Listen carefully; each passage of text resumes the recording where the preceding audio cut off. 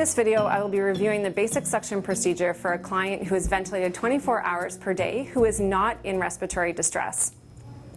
The purpose for suctioning is to remove secretions from both the anatomical and the artificial airway. This allows air from the ventilator to pass into the client's chest where gas exchange occurs.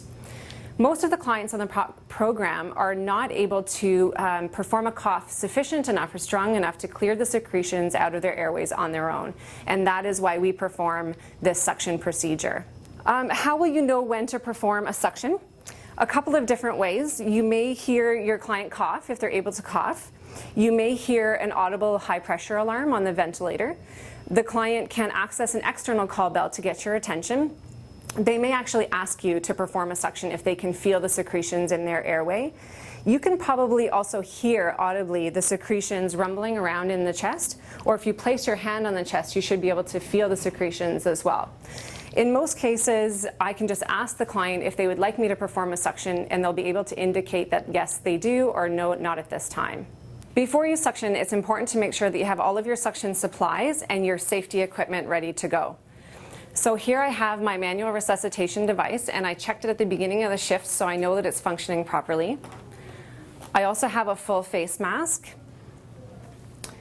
In this drawer I have a size 6 inner cannula, a spare inner cannula, which is the same size that my client is using.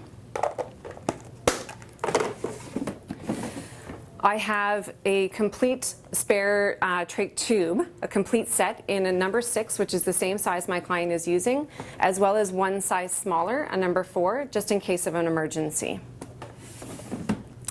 I have my suction machine here. I've checked it out at the beginning of the shift. I know that the canister is empty. I've checked all of the connections, and I have suction on this machine. This is a clean container with clean saline solution and a clean red rubber catheter.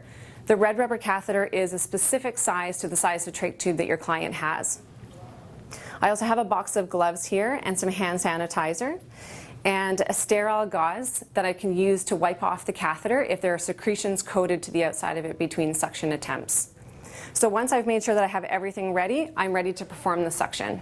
Before you suction, it is helpful to take a spare inner cannula and a spare red rubber suction catheter to measure the distance you should be inserting the catheter during your suction attempt. So PROP recommends that you insert the suction catheter so that it goes beyond the tip of the inner cannula about 2 inches. In some cases, 1 inch is more appropriate. But this will give you a general idea of how deep you should be inserting the suction catheter during the suction attempt. I'm now ready to perform the suction procedure, so I'll either want to wash my hands with warm soapy water, or I can use an alcohol hand sanitizer. You want to make sure that you cover all surfaces of the hand with the hand sanitizer, front and back. And you want to wait for the hand sanitizer to dry fully before you put on your gloves. Okay, so my hands are dry. I'm just going to put on my gloves.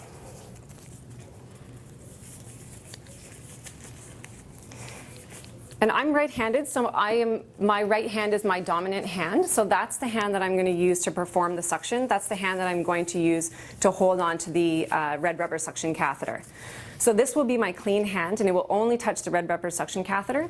My non-dominant hand will do everything else from now on. So I'm going to take the red rubber catheter out of the saline solution, run it down my hand. I'm going to wrap it inside my glove. So it's only touching my right, clean, dominant hand. With my left hand, I'm going to take the 3-way suction connector and attach the red rubber suction tubing to it. With my left hand, I'm going to turn on the suction machine briefly just to make sure that the inside of the catheter is clear and ready to go.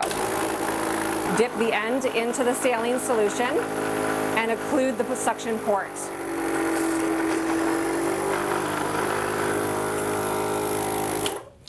Because I was able to suction some of the saline through the tube, I know that the inside of the catheter is patent, and the saline solution at the end also has the added bonus of adding a little bit of lubrication to the end of the suction tubing for my suction attempt. At this point in time, I want to make sure that my client is ready for the suction. So I'm going to ask them if they're ready to be suctioned, and when they indicate that they are ready, I'm going to remove the trach connector from the trach tube by bracing 2 of my fingers on the flange and gently pulling away without a twisting motion. going to put the circuit down, and I'm going to unwrap with my right hand. Keeping in mind the depth that you want to go down, I'm going to slowly insert the suction catheter, apply suction, and rotate the catheter between my thumb and forefinger as I remove the catheter. Once the catheter is all the way out, I'm going to rewrap the suction catheter and reattach my client to the ventilator. It's important that you remember that from the time you disconnect the ventilator circuit to the time you reconnect the ventilator circuit, the client is not able to breathe on their own. So they're going without air the entire time. So that whole procedure from disconnection to reconnection should take 15 seconds or less. Then I'm going to check with my client just to make sure that they're okay and ask them if they require another suction. So my client is indicating that yes, he would like another suction. So I'm going to clean the inside of the suction catheter by suctioning a little bit of the saline solution through to clear the secretions.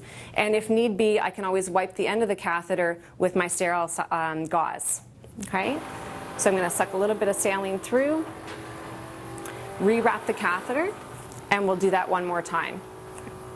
So we're going to disconnect the ventilator, unwrap the catheter, keep in mind the distance that I want to go down, slowly insert the catheter without suction, apply suction, rotate and withdraw the red rubber suction catheter.